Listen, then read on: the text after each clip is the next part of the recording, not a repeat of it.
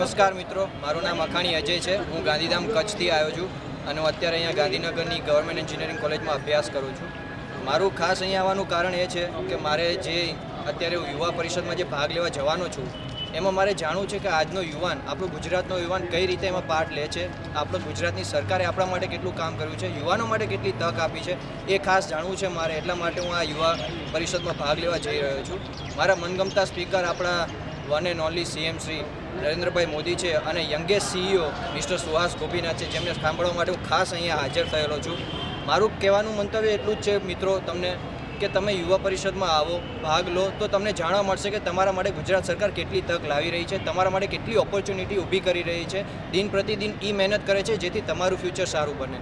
હું આ જે મેસેજ મને આજે મળશે કે હું યુવા પરિષદમાં ગયો, મને શું જાણવા મળ્યું એ હું મારા બધા જ ફ્રેન્ડ્સને, મારા બધા જ મિત્રોને, મારા બધા જ કલીગને આપીશ વાયા સોશિયલ મીડિયા હોય કે મારે એમને પર્સનલી મળવું પડે, કેમ કે મને ખબર છે કે ગુજરાતની સરકારે જે કામ કર્યું છે ને એ મિત્રો આપણા યુવાનો માટે બહુ લાભદાયક થઈ જશે। અને હું આપણા યુવાનોને ફક્ત એક જ મેસેજ આપવા માગું છું કે હવે તમારે યુકે કે અમેરિકા જવાની જરૂર નથી, તમારું સ્વર્ગ અહીંયા જ છે અને તમારું ફ્યુચર અહીંયા ગુજરાતમાં જ છે। નમસ્કાર, જય હિન્દ।